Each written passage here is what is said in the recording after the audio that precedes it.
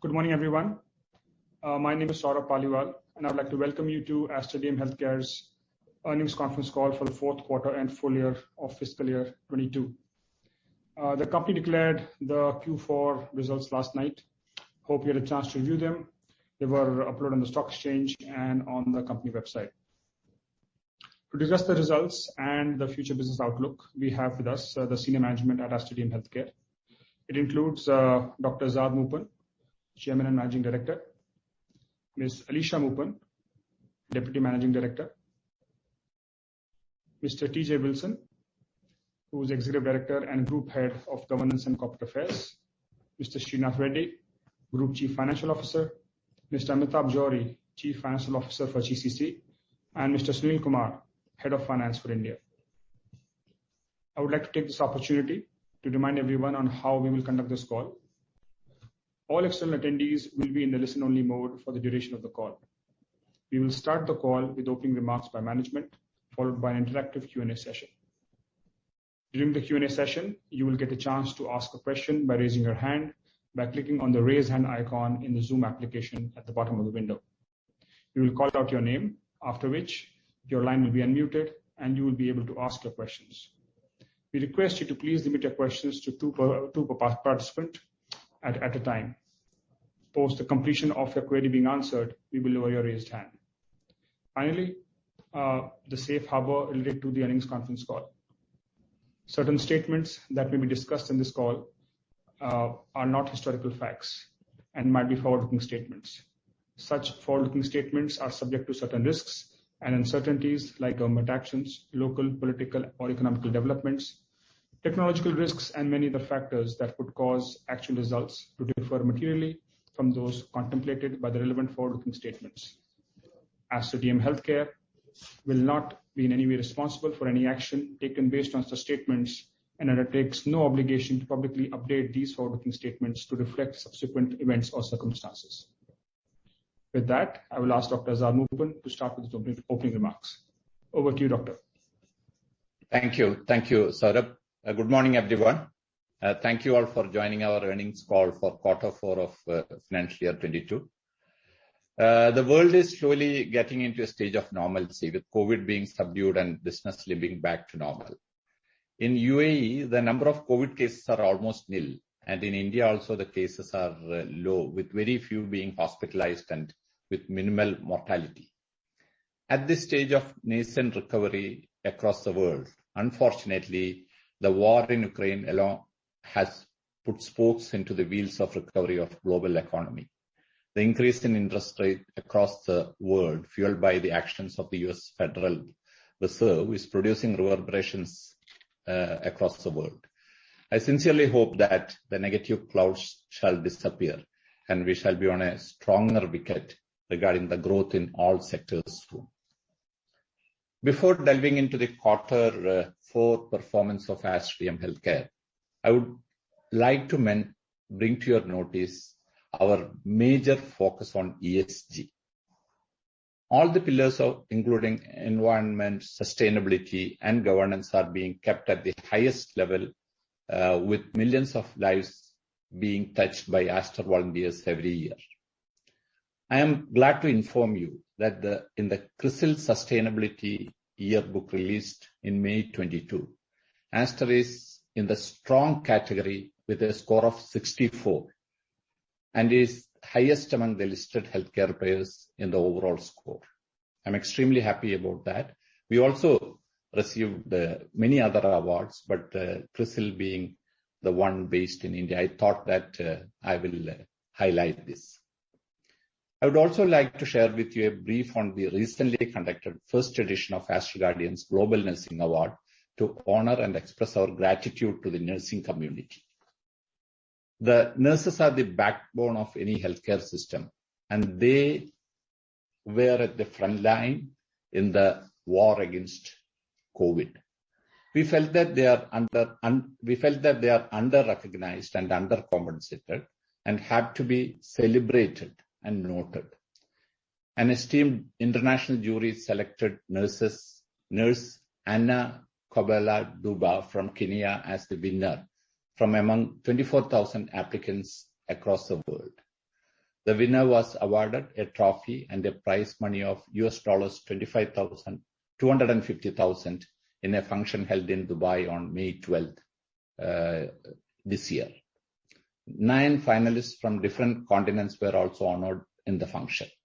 We hope that this will help to increase awareness about the noble profession of nursing and attract many youngsters, as the demand for nurses across the world is increasing, and it's estimated to be 6.5 million at present.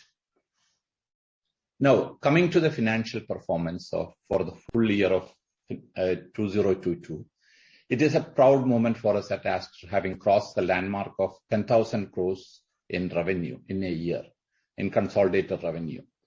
The full year, financial year 22, revenues were at rupees 10,253 crores, reflecting a strong growth of 19% over 21. EBITDA at rupees 1,483 crores, increased rupees 420 crores over the financial year 2021. This growth in top line and EBITDA, combined with reduction in debt by rupees 198 crores and low borrowing costs, so our PAT post NCI increased from rupees 148 crores in financial year 21 to rupees 526 crores in financial year 22. The ROC post Ind AS 116 for the group and in India, which was low for the group and in India, was low earlier and now has started growing well, and during the period reached 9.7% and 7.2% respectively, due to the better ramping up of and sweating of the existing assets. India contribution to revenue is now 23% of total business as compared to 19% last year, with EBITDA contribution of rupees 353 crores for the financial year 22. While the focus was on better utilization of existing facilities, we have also increased our bed capacity to 5,065 by adding 158 beds in financial year 22. Our staff count has increased from approximately 22,000 last year to almost 26,000 at the end of financial year 22. The major increase in strength is due to the hospitals and labs, which we started during this year. I'm happy to inform you that the digital transformation of Aster is moving in the right direction, and we expect it to start making a huge impact in our operations and revenues from this financial year onwards. Deputy Managing Director Alisha Moopen shall speak more about this soon. I shall now briefly touch upon the financial and operational highlights for the quarter 4 of financial year 22. At a consolidated level, we posted revenue of 2,728 crores, which is an increase of 14% when compared with the same period last financial year. EBITDA is at 463 crores, an increase of 44%. The profit after tax post NCI is 226 crores, an increase of 115% when compared with quarter 4 of financial year 21. With respect to GCC business, quarter 4 was a good quarter overall, delivering growth over last year as well as over quarter 3. Revenue has grown 11% year-on-year to rupees 2,121 crores. EBITDA increased to 384 crores as compared to 289 crores in the same period last financial year. The Aster India business has grown significantly in quarter 4, with revenue growth of 26% year-on-year to 607 crores and EBITDA increasing by 147% to rupees 79 crores as compared to the same period last financial year. EBITDA margins improved from 7% in quarter 4 of financial year 21 to 13% in quarter 4 of financial year 22. Let me now move on to some of the operational updates. In India, we have started operations of the 140-bed Aster Mother Hospital in Areekode in Kerala, fulfilling our promise to kickstart brownfield low capex initiatives. This takes the total bed count in India to 4045 capacity beds.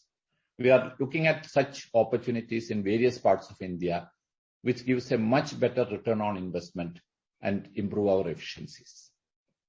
Aster Labs, which has its presence in both Karnataka and Kerala, has now entered into 4 other states: Maharashtra, Tamil Nadu, Andhra Pradesh, and Telangana. As of 31st March 2022, there are 2 reference labs, 12 satellite labs, and 100 patient experience centers. By the end of financial year 23, we are planning to have 38 labs and over 400 patient experience centers overall. With respect to the Aster Pharmacy branded retail stores operated by Alpha One Retail Pharmacies Private Limited under the license from Aster, we celebrated the milestone of 100 store launch in Kochi, Kerala on 31st March 2022. There are 131 pharmacies, 82 in Karnataka, 27 in Kerala, 22 in Telangana. The plan is to reach around 300 pharmacies by the end of the financial year 23, and it is on track. We signed a memorandum of understanding with the government of Tamil Nadu proposing an investment of 500 crores in hospitals, pharmacies, and laboratories in the state over a period of 3 years. We are looking at an asset-light model with someone doing the hospital building for us. We have started rolling out the low-cost labs and pharmacies in Tamil Nadu, which is something which will be there even before we start the hospital. Aster CMI Hospital in Bangalore, in association with the Indian Institute of Science, launched an artificial intelligence lab. The lab aims to build cutting-edge healthcare products and bridge the gap between clinical medicine and technology by training healthcare professionals in artificial intelligence. In the GCC, the 101-bed Aster Hospital Sharjah commenced operations during the month of April. We also expect to commission Aster Hospital in Muscat, Oman in the next 1 to 2 months. These 2 hospitals will increase our total capacity bed in GCC to 1,406. GCC, especially UAE, is an insurance-driven market. We are focusing on efficiency improvement measures, especially strengthening the revenue cycle management function. For this, we are making investments in talent for the RCM function and expanding the role of shared service center based out of India to bring down the cost. We continue to be recognized for the quality work we do, and external recognitions we receive is testament to the Aster's all-round excellence. Aster Hospital Concall achieved prestigious HIMSS Stage 6 certification. This multi-specialty hospital is the first private hospital in Dubai to win this recognition. The achievement reaffirms Aster Hospital's commitment to integrate technology into its services to ensure advanced patient safety and error-free treatment. LinkedIn ranked Aster among the top 5 preferred employers in UAE. The ranking was based on our ability to attract and retain talent, including the career advancement opportunities we provide to the employees in the backgrounds. I would like to give an update on the disinvestment of non-core assets. The Saudi asset disinvesture is moving forward, though at a slow pace. While we are at an advanced stage of conversation with one of the prospects, the recent improvement in performance of the hospital has led to interest by a few others too. As you may be aware, Saudi has most potential in GCC with a population of over 30 million, with huge demand-supply gap in healthcare. We are exploring the opportunity for getting a Saudi partner to roll out low-cost pharmacies and clinics and labs, with a partial sell-off from the hospital asset to fund this. We shall keep you informed of the developments in the coming quarters. Status of the corporate restructuring. The subcommittee of independent directors formed to look into the corporate restructuring is actively exploring the various options. We hope to give an update on the status during the next quarter earnings call. I now request the Deputy Managing Director, Alisha Moopen, to elaborate on the GCC business, the digital transformation, and other strategic initiatives undertaken by Aster. Thank you very much. Thank you, Chairman. Good morning, everyone. As Chairman mentioned, definitely the world has started opening up and easing all the travel restrictions. This has a significant impact in the GCC for us because a large part of the population here is the expat population other than in Saudi. When you look at the country, the UAE has managed the pandemic very well, and Dubai in particular has pushed ahead with major reforms to attract more people to establish a base there and live here. Part of the expat population, which had left during the COVID, has also started coming back. We are seeing a rise in tourism, which is a big driver of commercial activity in this area. Our resolve to get on with our lives in a normal fashion, like it was before COVID, is strong, and our own experience dealing with a pandemic-like situation, plus the continuous scientific innovation and research, should keep us in good stead. Going a little bit more detail in the GCC trends, we've seen a good year-on-year growth of approximately 13% growth in revenue over FY21. And I'm pleased to state that this is actually also a growth of 12% over the FY20 revenues, since we wanted to compare it with the pre-COVID era. The EBITDA at 1,130 crores witnessed an increase of 23% over FY21. For the Q4, the revenues for GCC saw an increase of 11% over last year and grew 4% over Q3 of FY22. This has primarily been led by growth in our hospital business. The clinic revenue, it grew by 13% and EBITDA increased by 6% over Q4 of last year. The pharmacy segment is showing signs of improvement with a marginal increase in revenue sequentially, but the EBITDA has moved from 76 crores in Q3 to 112 crores in Q4 of this year. We do continue to face some pressures from the insurance companies, and we're seeing some margin pressure both on our OP and IP business. Recently, we've had the DRG2 implementation and the tariffs that's been finalized. We expect the IP-related projections to stabilize. Like in any evolved market, there is stiff competition in this market as well. The positive news is that we believe that the next financial year shall see a near normalcy being returned across GCC, especially in our largest market, Dubai. Just going on to some of the new business initiatives, we know that we need to innovate and explore new business models, which involves sharing risks and rewards that will help make our business more sustainable and more resilient. We're working on a few such models with our insurance payers in the GCC. We recently launched a joint product with the insurance company for the lower income group. While these are still at nascent stage, they would be critical for us to remain relevant in the coming years. We have also increased our focus on medical tourism as part of the GCC growth strategy. This is in line with the UAE vision to increase tourism for healthcare as well. In the last quarter, we have been able to attract and treat multiple cases from close by countries for gene therapy, especially from Turkey. We've been able to provide also vaccination and cure to children suffering from SMA, which is quite a niche and advanced therapy. In order to further our growth in the pharmacy business in GCC, we are exploring the franchise model for the pharmacies, as well as looking at expansion feasibility in Jordan and Bahrain. We are working actively towards going to adjacent geographies, which has been able to see a turnaround post-COVID. We have also reset our cost base during COVID, and the business is doing much better in terms of revenue and EBITDA. Specifically to UAE, we're actively investing into widening our range of offerings. We are setting up clinics which are focused on wellness, where we shall provide a wide range of services, including functional medicine, cosmetics, aesthetics, IV drip therapy. This is also going to be increased focus on growing other cash-related business like dental and mental health. Further, as Chairman mentioned, the market in GCC, especially Dubai, remains competitive. We at Aster, we're exploring innovative business model in partnership with payers and leverage our scale in the region. This we believe will help us compete more effectively and service certain demographic segments in the coming times. Of course, our major focus for the last year has been building the whole digital muscle for Aster.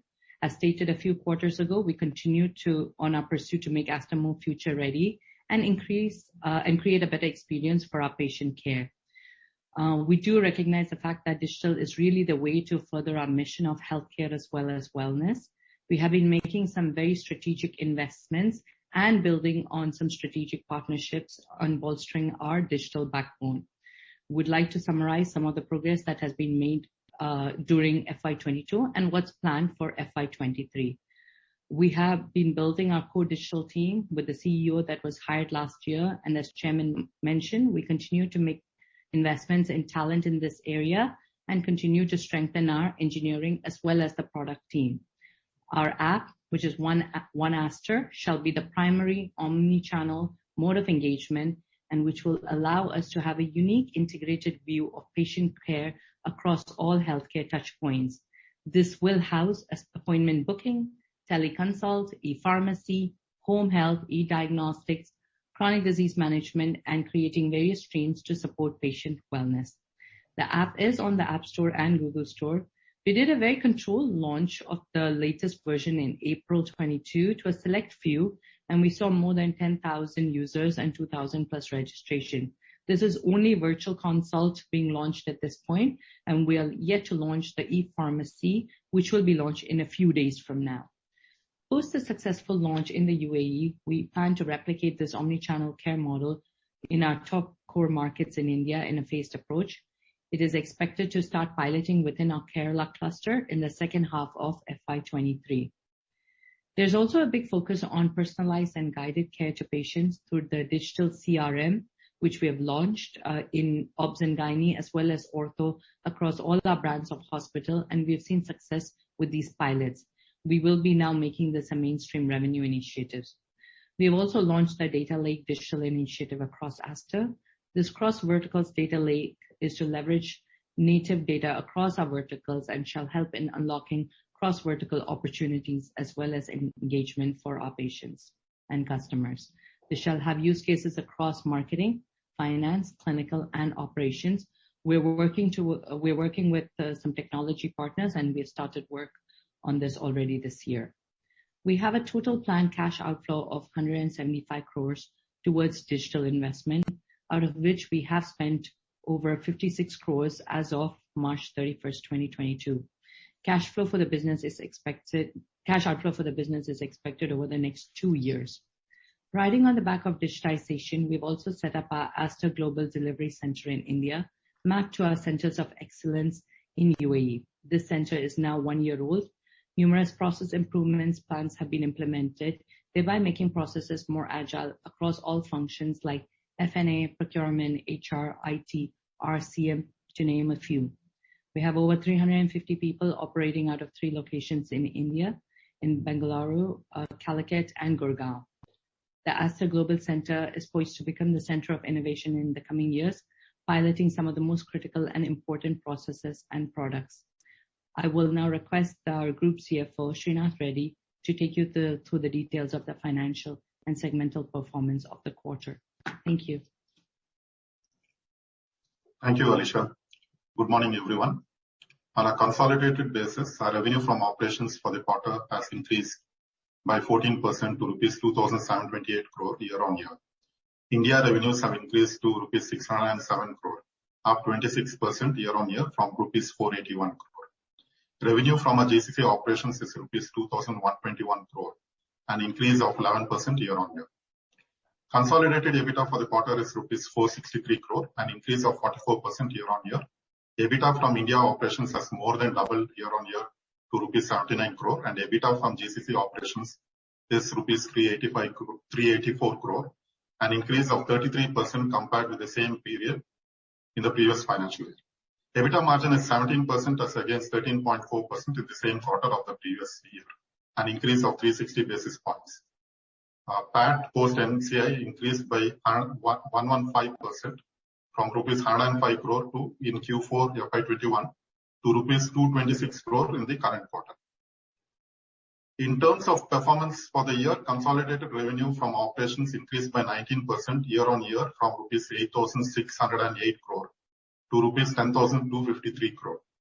EBITDA for the year has increased from rupees 1,063 crore to rupees 1,483, up 40%.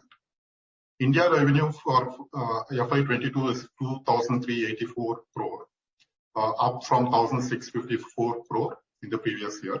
And EBITDA now is 353 crore, up from 144 crore in the previous year, with a margin of 15%.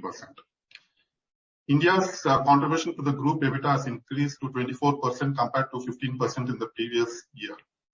PAT for the group post NCI is rupees 526 crore compared to rupees 148 crore for the previous year. Coming to the segmental performance for the quarter, GCC hospital revenue is 944 crore, an increase of 14% year-on-year, primarily driven by better performance of our hospitals, including Saudi. GCC clinics revenue is rupees 661 crores, an increase of 13% year-on-year and 4% sequentially. EBITDA increased by 6% year-on-year to rupees 122 crore and EBITDA margin is 18.5%. With COVID cases seemingly under control, drop in RT-PCR revenues and uptick in normal business has resulted in lower EBITDA margins in comparison to the previous year. GCC pharmacies revenue increased 9% year-on-year from rupees 559 crore to rupees 609 crores. EBITDA increased from rupees 67 crore to rupees 112 crore, an increase of 68%. EBITDA margin for this segment also increased to 18.5% as compared to 11.9% for the same period last year. The increase in margins for the quarter is primarily on account of purchase benefits earned due to ramp up of sales post-COVID. Consolidated net debt as at 31st March 2022 stands at rupees 1,806 crore compared to rupees 2,004 crore as at 31st March 2021, a reduction of rupees 198 crores. India net debt stands at rupees 319 crore compared to rupees 306 crore as at 31st March 2021. And GCC net debt has reduced to $197 million from $231 million as at 31st March 2021. The reduction in the consolidated net debt combined with an improvement in our EBITDA reflects in better net debt to EBITDA ratio of 1.6 for FY22 as compared to 2.7 for FY21. Capital expenditure during the year was rupees 544 crore. In addition, another rupees 43 crore was incurred towards acquisition of wholesale pharmacy business and additional stake acquisition from minority shareholders, both in India. On that note, I conclude my remarks. We would be happy to answer any questions that you may have. I now request Saurabh to open the question and answer session. Thank you. Thank you, Srinath. Ladies and gentlemen, to ask a question, please click on the raise hand icon at the bottom of the Zoom application. Reminder again, please limit your questions to 2 participants.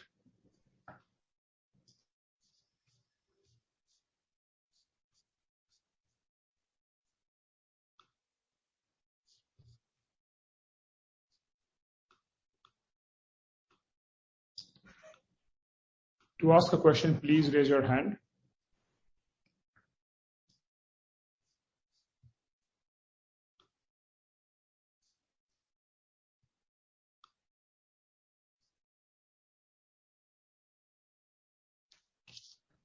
The first question is from Karan Vora from Goldman Sachs.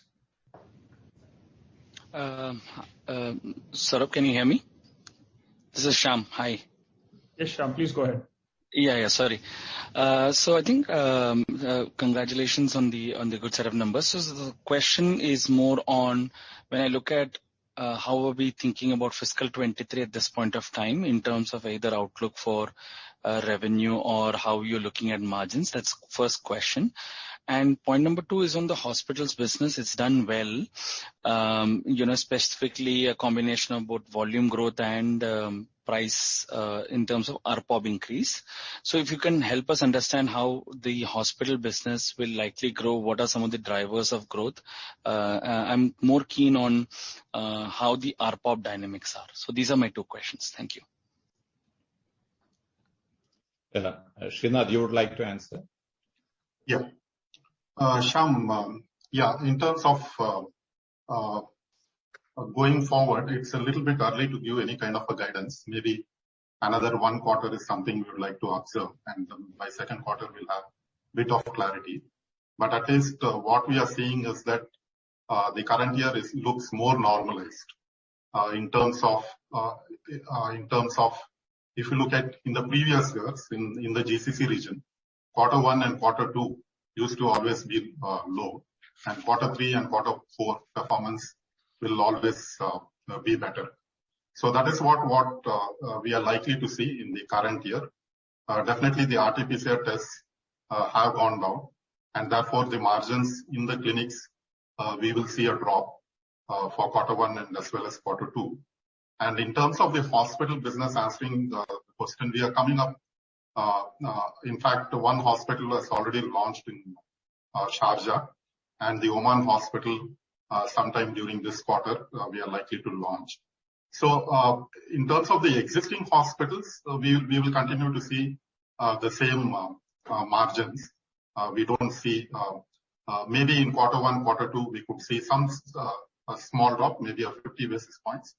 But we feel that in terms of hospitals, we should continue the margins what we have got at this point of time. We could see a drop in the clinics mainly because of the RT-PCR.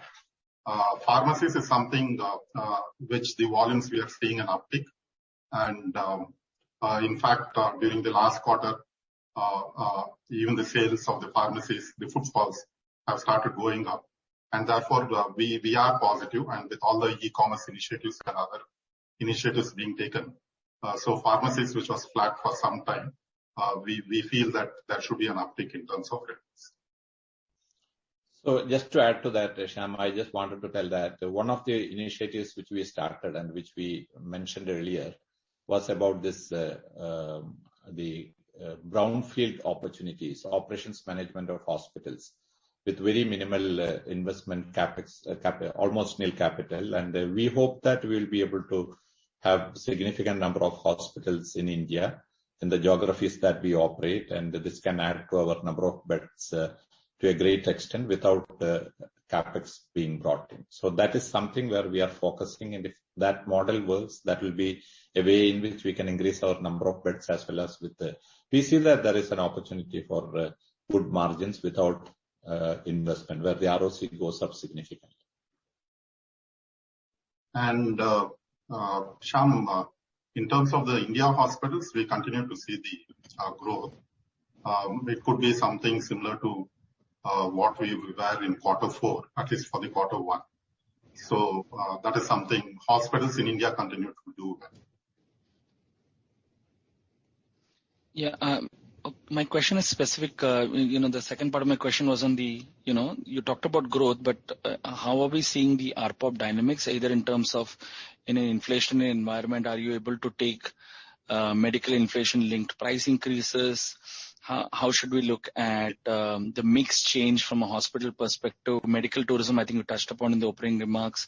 So just those dynamics around how we should think about, the growth coming from price and volume. Yeah. So one of the things which one thing which I just wanted to mention is that we definitely we know that there is a requirement for price increase and to see the inflation, how it is being covered.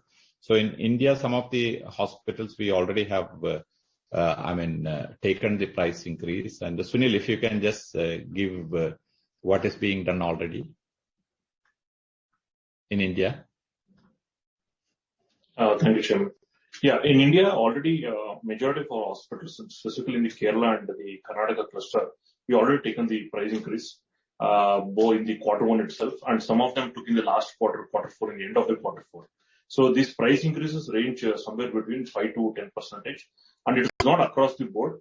So we have gone through some of the services wherever we feel it is underpriced, and looking at the competition also, we have done the price increases. But I think this will be enough to ensure that whatever the ARPOB increase we have seen from FY21 to FY22, the similar uptick can be looked at least in the going forward also. Shyam, that is in India, what Sunil gave it before. In GCC, we expect similar ARPOBs to continue. We don't see significant increase because like what in our opening statement, what we said, there has been some pressure from the insurance companies. So therefore, the ARPOB levels will continue to be almost similar. There may not be a price increase as such, but we are looking at bringing in efficiencies and increasing the volumes. Now, just to add to that, Shyam, I think you will remember the point on the MBT. That's one area that we're focusing on for increasing the occupancy levels. But another one is we are slowly shifting the mix of cases within our hospitals as well. So when you look at Aster hospitals, for example, we have added neurosurgery, we've added oncology. So there is an increase, a slight increase in ARPOB that you're seeing in the GCC hospital on account of this case mix. So we believe that while inflationary linked tariff increases is a little bit more of a challenge in insurance-led businesses, or what we have in our control is how do we have an occupancy that we still need to work on, which between MBT and service level changes, where we are moving much more into tertiary care services and procedures here. I think that's where we will see the uplift on ARPOBs coming in. Thank you and all the best. Thank you. Thank you, Shyam. The next question is from Amrish Kakar. Please go ahead. Thank you for the opportunity and congratulations on a fantastic quarter and a fantastic year. Thank you. To everyone in your team. So the two questions I had were on the new initiatives. First in the digital and then the hospitals and clinics, the clinics and labs in India. So for the Indian operation, is there some color you can provide? We've now got some very good numbers in terms of pharmacies, in terms of labs and PACs. Is there something qualitatively you could share on good and bad and how this fits into our strategy and thinking of having these in reasonable proximity to our hospitals and having some sort of an ecosystem around this? Is there any visibility you can share on a qualitative basis at the moment? Right. From the qualitative side, see, as has been mentioned by Alisha, she will mention more about what is happening in the digital, and Amitabh also will mention about that. See, we would like to create an ecosystem where the hospitals are connected with the clinics, with the pharmacies, with the home care, and all this are tied up through the one Aster, where virtual consultation also will be available. So we have been talking about this omni-channel where we want to provide this to our patients, and this is going to be a reality within the next 6 months once the app is rolled out in different parts of the GCC as well as in India. So that we think that will be a force multiplier which will have significant impact on our revenues as well as our patient comfort. So that is what we are looking forward, the digital driving that along with the physical, which is getting ready in India especially, so that we are now closer to the people. We always say that we have to take healthcare closer to people. That's what is happening through the physical ways. Just by online, we don't think that we'll be able to do that. Even if it is a pharmacy, if a medicine has to be supplied, we think that if we are closer to a location, it will be easy for us to provide even an online order coming in for fulfillment. It will be easier for us rather than many others who will have to bring it from faraway places. So in all these ways, this saturating the market with our pharmacies, our clinics, as well as with our hospitals as the backbone, I think we'll be able to provide a bouquet of services which are connected with each other. Alisha, you wanted to say about the digital part? Yeah, so Amrish, I think just echoing what Chairman said, right? For us in India, as the clusters are there with the hospitals, we do really think that still the funnel comes from the primary care. And primary care, whilst digital is a major unlock, you still would need the physical presence as well. So we've got 4,000 doctors. How do we really give them access to a wider population? Definitely digital will enable that. But when you're looking at combining that with the pharmacy and the medicine delivery, having these units, it really fits into making sure it's a tight ecosystem where people do think about Aster not just for tertiary and quaternary care, because that's what we've built over the last 15 years in India, but we also want to make sure that anything which is for primary care as well as post-op care, we are able to have that connect across from the primary care all the way to quaternary care and the post-op care, which requires both this digital as well as the physical infrastructure and network to be created. So I think qualitatively from a patient's journey and experience, it gives them multiple options. And that's really what we wanted to kind of enable, right? The convenience, whether if you want it at home, you have that option to have it at home. Whether you want to go to the store that's next to you, that's also available. So we do think the whole idea is how do you empower the patients to have more choices and more access and more convenience. So we really believe that these needs to go hand in hand. It cannot be only a physical plan. It cannot be only a digital plan, which is where these have been for us. We've been trying to run these in parallel to give that dual choice for our customers and patients. Alisha, just to add to Amish, what Alisha is saying, if you look back at the last year where we haven't launched our e-pharmacy as an app, just by WhatsApp orders that have been received by us, we've been able to generate almost 50 crores of revenue. These are the places where we see that there's a great opportunity, because the moment these are orders that are coming on WhatsApp, but the moment you launch an app where your captive patient base is automatically given the option of getting the medicine delivered to home. We're also launching a lab business in UAE. So the phlebotomist can reach your home to do the test. All this ecosystem of a patient care integrated at one app is expected to give us significant revenue potential in the UAE area. Thank you all. I mean, we look forward to this over the next 12 months, I suppose, as we start rolling it out. It looks very, very interesting. Just as a follow-on, and the second question effectively to this. So on the app itself, we've earmarked 175 crores. We've spent a little less than a third of that, and we'll spend the remaining next 2 years. I think Ms. Mupin, you talked also about monetization. I'm just trying to understand beyond, of course, the customer experience and the stickiness that will create. And I guess we already have a use case in e-pharmacy kind of sales.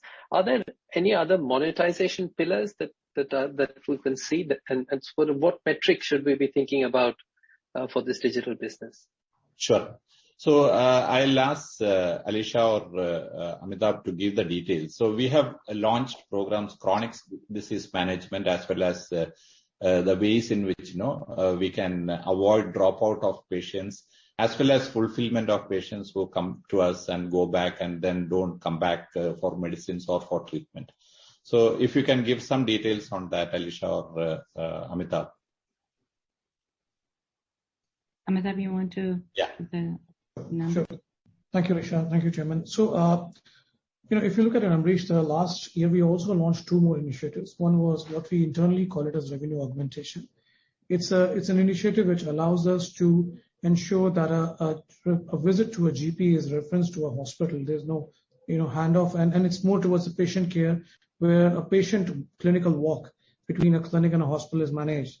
And we've seen that there's a significant acceptance to that.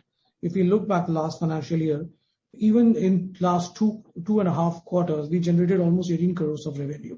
And again, as Alisha mentioned in her speech, it is very limited. We've just launched it at a few clinics for ortho and obstetrics. Similarly, when we call it as a DCRM, we've been able to create a platform which pulls the information from our HI system, and for chronic cases where there is a need for a medicine or a regular checkup, a reach out is made to the patient to further the patient care. And we've seen that it has helped us get the patient back into clinical consultation, the e-pharmacy, things of multivitamins and other places. We have seen that this has led to, in the last 1.5 quarters, gave us a revenue of almost 10 crores. Amish, the reason I'm bringing out the numbers is because on a limited pilot launch, we've been able to see significant growth potential on this. And that's why we believe that for this geography, this can be a strong growth propeller for us. Thank you. I think that's very helpful. And hopefully as we go forward, we'll find a metric, also some way to measure this, because I suppose the sales will get captured, or the revenue will get captured in one or the other division, but would be really interesting to track this. Thank you very much. What we are hoping for is over time, as the app is launched, like you said, we would be able to say about our unique number of customers which are there on the app and how much is the sort of realization per patient, right? We have kind of the data on how much that is right now. Are the pharmacy orders changing? Are the visits changing? So I think those are the kind of metrics we are working towards developing. Fantastic. Very helpful. Thank you for your detailed replies, and all the best for the next year. Thank you very much. Thank you. Thank you, Amrish. The next question is from Ramveer Singh. Please go ahead.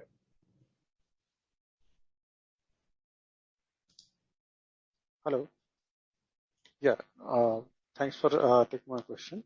My question was related to on balance sheet side, the current net debt of 1,800 crore.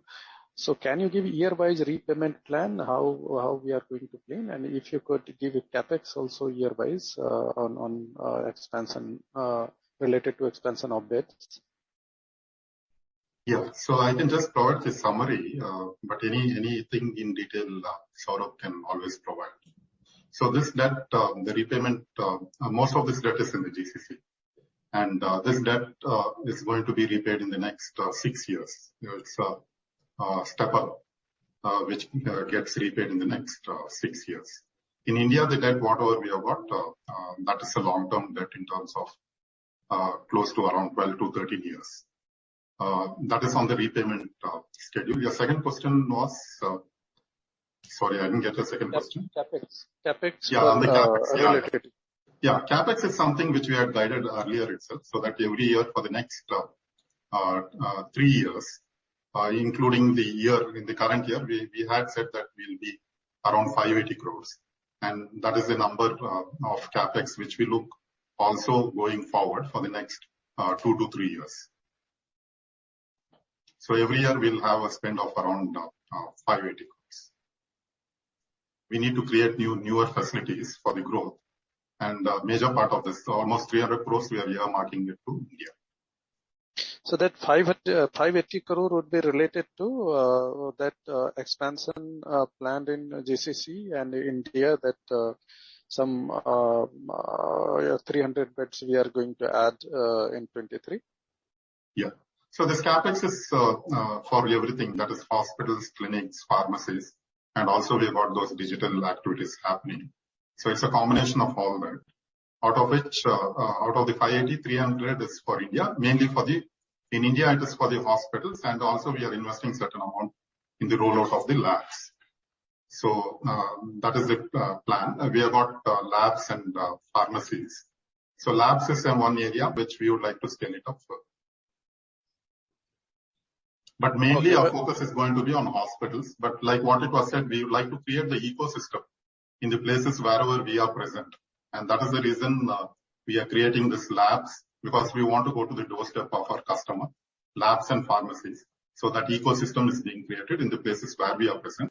No doubt as a pilot basis, we may get into other geographies where we are not present, but those numbers will be minimal at this stage.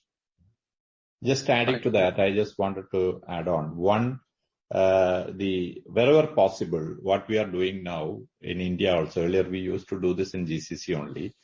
We make it asset light, even hospitals that we have to construct, which is greenfield. We have people who are ready to construct it for us and give it on a long-term lease. While it may come onto our balance sheet with the new standards, we will have the cash flow advantage, and so we are looking at that with the very attractive rates at which people are ready to construct it for us. So the equipments we bring in, but half of the cost, which is the land and the building, that we don't take on our balance sheet as much as possible. And the second thing, apart from these expenses, which 550 crores, there's some amount of replacement as well as maintenance capex also, which comes into that, because we have 5,000 beds, so naturally there will be some replacement also which is required. Yeah, understood. So, just wanted to understand where that debt, because we have, high intensity capex going forward for next 3 years. And so debt repayment may be calibrated, but still I feel that on balance sheet side, do you think by debt equity ratio would significantly improve in next 2 years, or maybe by FY25? Srinath, you want to Yeah. So definitely. If you look at it, because of performance year on year, we'll keep improving, right? So naturally, in fact, we'll have free cash flows. If you look at in the current year as well, we do have free cash flows. So going forward, because when the debt is restricted, the capex is restricted, and we don't have any significant borrowings to make, because internal cash, what we are generating is sufficient, mostly for our capex, and therefore the repayment of the debt will happen at a faster pace. In fact, last year during the COVID time, we in fact even based on the collections that we made, we pre-closed one of the loan as well. So there is every possibility that in the next 2-3 years we should have sufficient cash to reduce the debt further from the present levels. Okay, thank you. Just on Q4 performance, do you feel part of performance is related to pent-up demand, because we came out with COVID scenario, and so obviously there will be some outpatient from outpatient side also and inpatient side also, and that 66% occupancy may have some related to bunch up of demand. So do you feel any element is there in Q4? In fact, not, because what we have seen during this quarter also is that there is that business continuing, as well as during COVID you had all the revenues coming through COVID testing, PCR and all, which has gone away. In spite of that, we were able to have fairly good quarter. Now, when we look into this quarter also, the performance appears to be it's showing that there is that traction which has happened even the post-COVID period, even without that pent-up demand. So going forward, occupancy, because now bed capacity is also being increased. So occupancy, can we assume that 60% plus occupancy will continue in FY23 and FY24? No, we hope so. It's unpredictable, but we hope though. We have been having better occupancies in some of our hospitals, especially the new hospitals, which started ramped up quite fast. So we hope that we want to go up, and we are seeing that trend, and where we will have better occupancy as we go forward. Like what has been told earlier, this whole idea of this ecosystem being created, where there is a primary care, where there is this labs, the pharmacies, everything becomes a funnel which brings patients into the hospital. So that is the whole idea of increasing the occupancy. It is Aster being seen everywhere and having points of contact in all the areas where we are. We hope that more and more doctors as well as patients directly will come into our system and our occupancy can go up. Okay, nice. And all the best. Thanks a lot. Thank you. Thank you, Ramveer. The next question is from Shri Shankar. Please go ahead. Yeah, hi. I've got 3 quick questions. Just wanted to know, what is the breakup of your capital employed between GCC and India? Srinath, you're on mute. Yeah, I'm just taking those numbers. So can we move to the next question? I'll get back on that quickly. Okay. The next one is the capex between GCC and India over the next 3 years. You mentioned 580 crores. I heard you say that it is 300 crores for India over the next 3 years or so.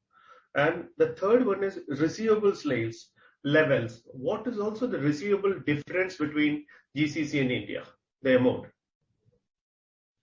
Yeah.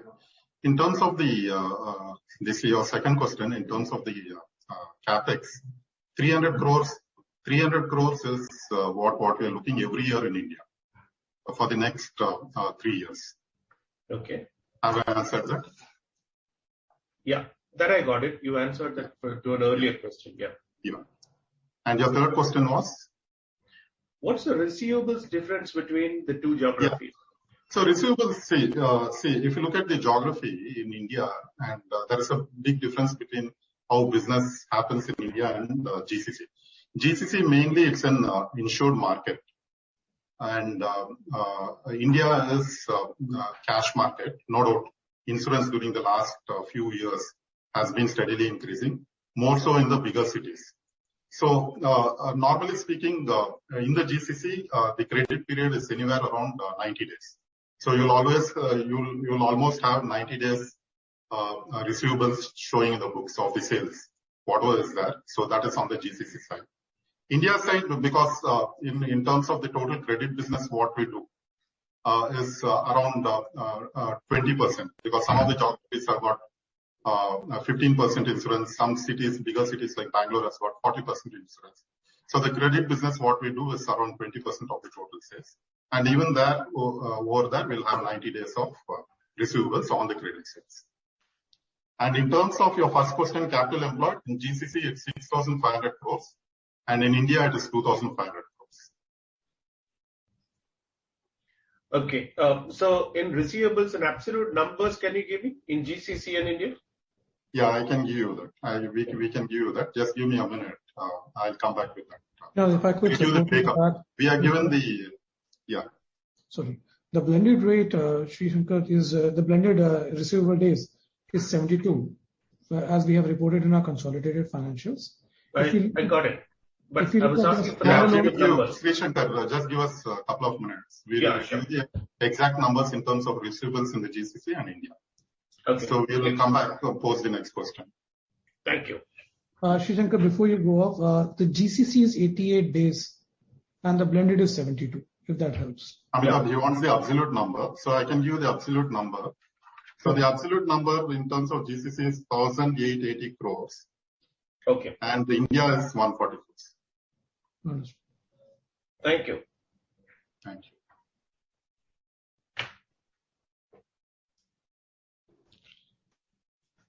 Thank you, Sri Shankar. The next question is from Deepak Poddar.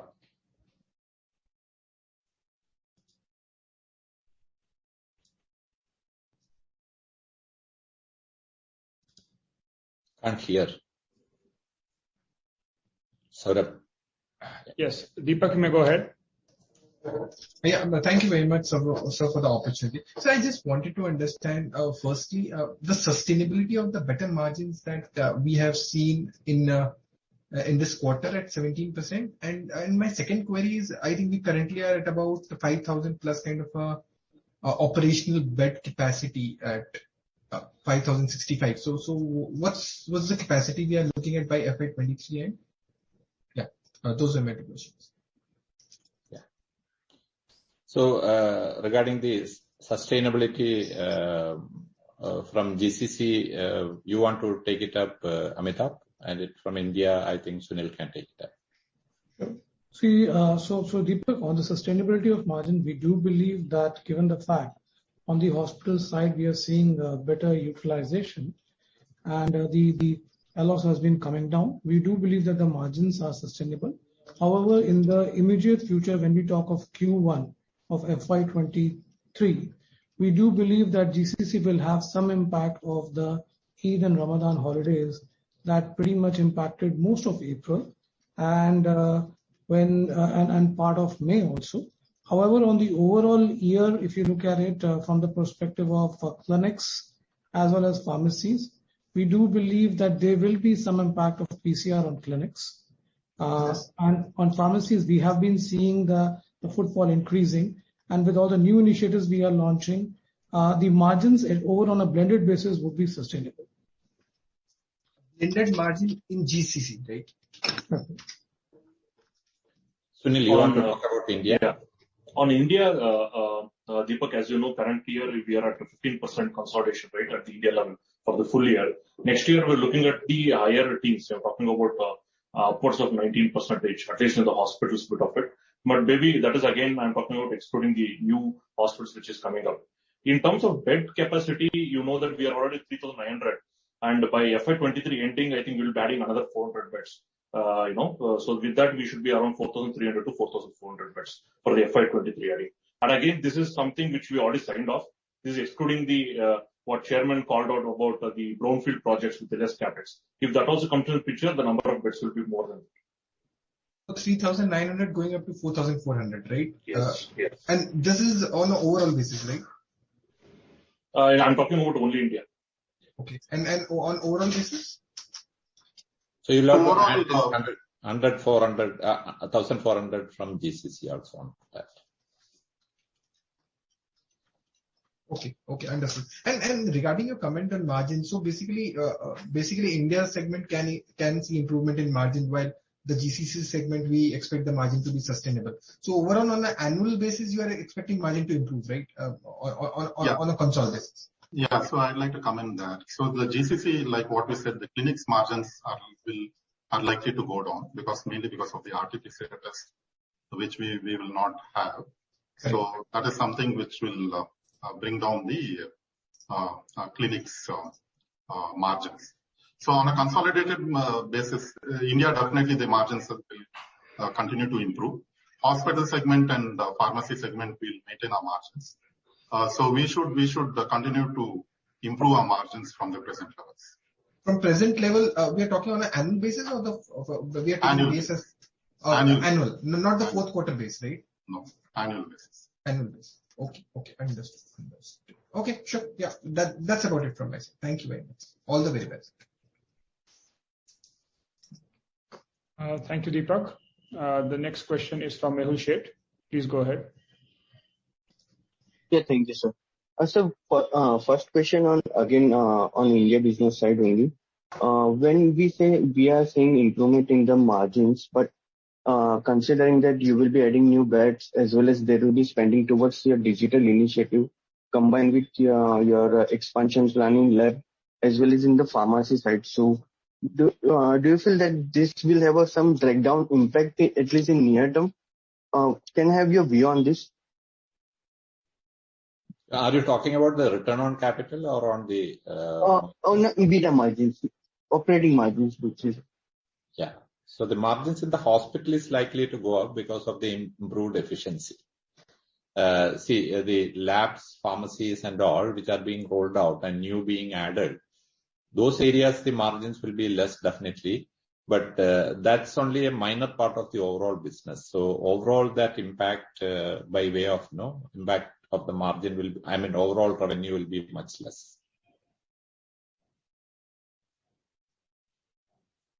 Okay, so Sunil, you wanted to add? Yes, Chairman. Thank you. So, Mehul, the thing is that even though we are adding the number of beds, you can see that the majority of the projects is going to come in FY25 and FY26. At least the next year, the FY23, we're only looking at Whitefield coming through. And majority of the other assets, whether it's in Karnataka and Kerala cluster, are above 3 years. So they can sustain the new losses which is going to come up from the new units. And the drag will be very less, at the consolidated level, at the India level margins, it not be more than 100 basis points. So that is the why I said that, we should be able to have a higher teens EBITDA margin and consistent growth, which we can achieve. Okay, sir.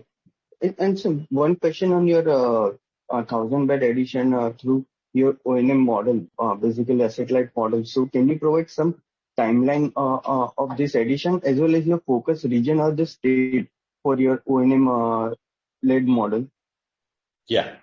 So we already have added 140 beds in Kerala, which is the Aster Arikod Mother Hospital. So we hope that we will be able to add between 500 to 1,000 beds in this financial year. Our target is 1,000, but we could be anywhere between 500 to 1,000. And the larger part of this is likely to be in Kerala, but we also will have in Karnataka as well as in Andhra Pradesh and Telangana. So we are perfecting that model, but it's also already become operational, and we hope that we'll be able to have at least 500 beds, if not 1,000 beds during this financial year.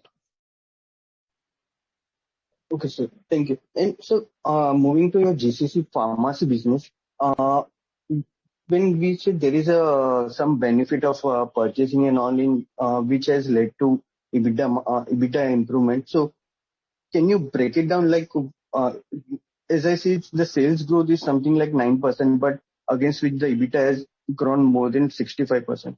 So can you quantify some, or can you break it down this, or can you basically bridge the margin expansion? Amitabh. So Mehul, what typically happens is when we have a full year of a purchase, there are certain purchase benefits that get passed on by the OEMs to us in terms of against a volume commitment. In this particular quarter that has gone by, we have had almost 40 odd crores of sales benefit which has come in, which is purchase benefit which has come in, which is mainly towards the purchases that we have made during the year because of post-COVID. If we look at the last financial year of the same period, it was not 40 crores, it was a little less at that point of time. But as you look at an year-on-year comparison, this benefit will come to us in the year FY23 also, because it's a part of an annual benefit and thus a part of a sustainable margin on the year-on-year basis. Adding to that, Mehul, just to add one more point is, like what Amitabh said, there's obviously been a restoration of sales. But again, as far as the breakup is concerned, we have, I think we'd mentioned before also that we were trying to increase the ratio of non-pharma business in pharmacy. So we used to do 75% medicines and 25% non-pharma, whereas that by the year end had shifted to 70% of medicines and 30% of non-pharma. So the margins that you get in the non-pharma is also higher. It's our own products, white label products. So that's also one part which is where we are thinking about sustainably increasing our margins and helping us have that margin expansion coming in. I would like to add on to what Alisha said. I would request you not to go just with Q4 margin numbers. That is better to look at the full year margin numbers, because in the coming years this could get spread out, and as much as possible we are trying to get those benefits as and when it accrues. So we don't want it to go into the Q4. But generally what happens, because the volume numbers do come up in the target numbers do come up somewhere in Q4. So Q4, the benefits what we get will be significantly higher compared to the other quarters. But on the segmental, would request you to look at the full year margin numbers for the pharmacies. Sure, sir. That explains well. And sir, last question on your clinic side. It has grown around 21% on in FY22, but can you give growth number with what will be the growth? This on what? I didn't hear that question. On what? Your GCC clinic business is up around 21% in FY22, but can you quantify the number excluding your RT-PCR related revenue? What could be the GCC clinic growth will be? Okay, so the thing is that I'll answer it slightly different. So the RT-PCR revenues in the clinics in the GCC for the FY22 is around 33%. So that is the RT-PCR revenues that we had in the clinics. So if you exclude that, so clinics we are not looking at a significant growth. So where the growth is likely to come is in the hospitals. Clinics we don't see much of growth. Just to add to what Srinath said, when we look at the revenues of clinics, at least the PCR revenue, we don't expect that to be there in FY23. But we also believe that the secular traffic, footfalls used to come in clinic, which were not happening in FY22 and partly for FY21 because of COVID, is expected to resume, and we expect this business to go back to the levels of FY20.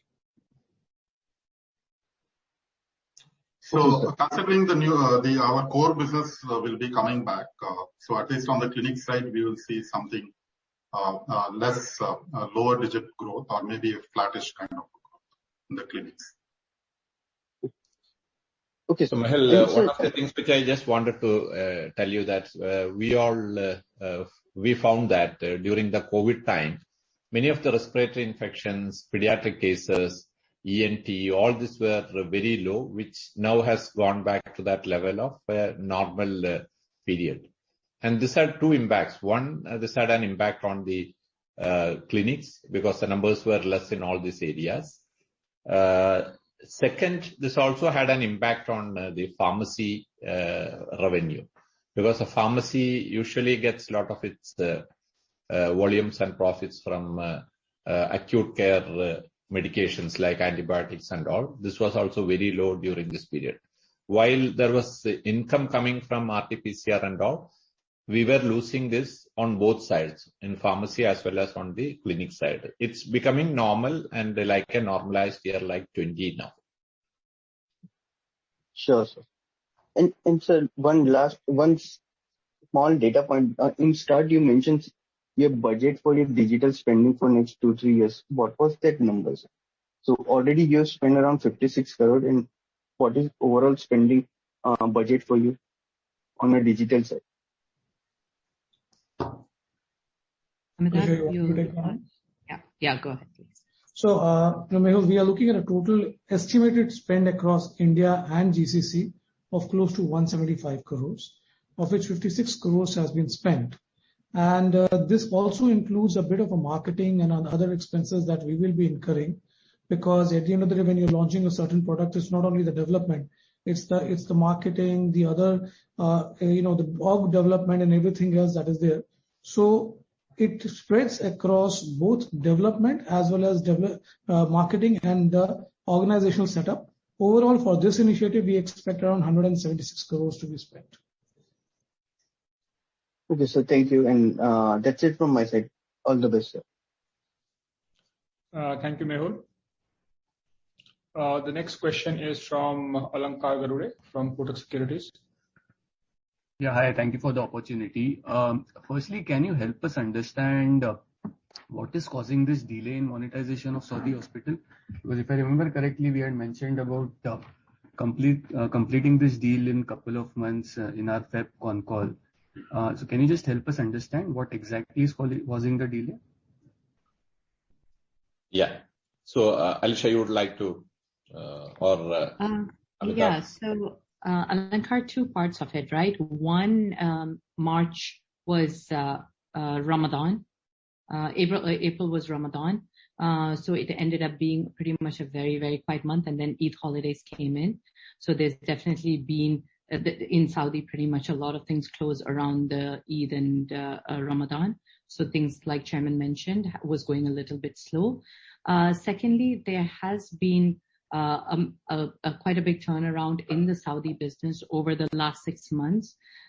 We had new business tenders that we have won, as well as complete renegotiation with most of the insurance companies on 5-year contracts, which has happened, which restored the business. And now we have more than double-digit margins, which has been consistently seen for the last 5 months.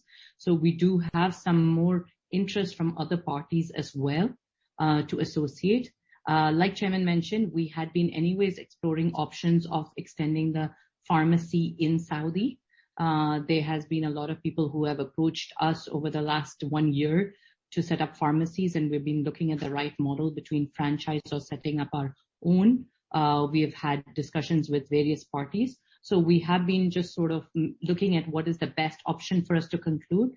Like Chairman said, there has been the due diligence has pretty much almost concluded. But since there is a turnaround of the business, do we try and revisit the value, or do we try and do a part monetization and go on with the new partner to also expand the pharmacy? So we do want to look at it quite strategically, because Saudi is a big market for us. We have been there for a while, and we've been seeing that there is a very big difference post-COVID in that way the reforms have happened within healthcare, the kind of laws that have come in very attractive towards healthcare investments. And we do not want to take a very rushed step when we see a turnaround on the business as well. So we're trying to kind of keep it more measured. We will have a stronger update for you by the next quarter. Understood. My second question is on the GCC restructuring. I think we mentioned about giving an update in the next Concall. Just wanted to check whether the internal board committee have they set any timelines for finalizing on this front? Yeah. So this is a priority item for the board, and so it's being taken up with the right earnest, with the frequent meetings of the committee, along with the people who are in the know of things. But they haven't given any timelines, and we hope that this will be done at the earliest, because this is a top priority for us to, decide how to go forward. The members are aware about it, but we don't want to comment on that. We just want to tell that by next board meeting, by next investor call, I think we'll have much more clarity on that. Fair enough. So basically, to summarize this, sir, in terms of timelines, between sale of Saudi hospital or maybe not a sale, maybe not an entire sale, maybe a partial sale, then exploring a partner for pharmacies and labs in Saudi, and then the GCC restructuring. In your mind, as of now, what would be the pecking order? No, I think first it should be the Saudi which happens, but maybe both are simultaneous. Even both are there, but there is also this question of when we are doing a restructuring, then we have to decide. Suppose the restructuring happens first, and then the Saudi sales comes. So then this has to be in separate verticals, or because if GCC is separate and India is separate, this happens in the GCC area, and so it has to be done by them. So even that is in our mind, and so we are having this overall thing, the board committee which is formed. Once that happens, this will become a little more clearer. Of course, we know that there is a value ascribed to that asset, and that anyway has to be taken into consideration. So overall, without much delay, we hope that both this process will have more clarity. Fair enough, sir. Thank you and all the best. Thank you.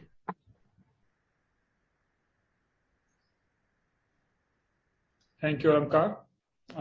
If there are any more questions, I request the forum to raise their hand by pressing the raise hand icon on the Zoom application.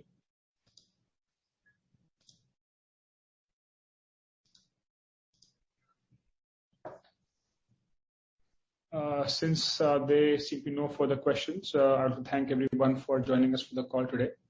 If you have any further queries or questions, do feel free to reach out to me. Thank you very much, and have a great day ahead. Thank you. Thank you very much. Thanks a lot, everyone. Thank you. Thank you.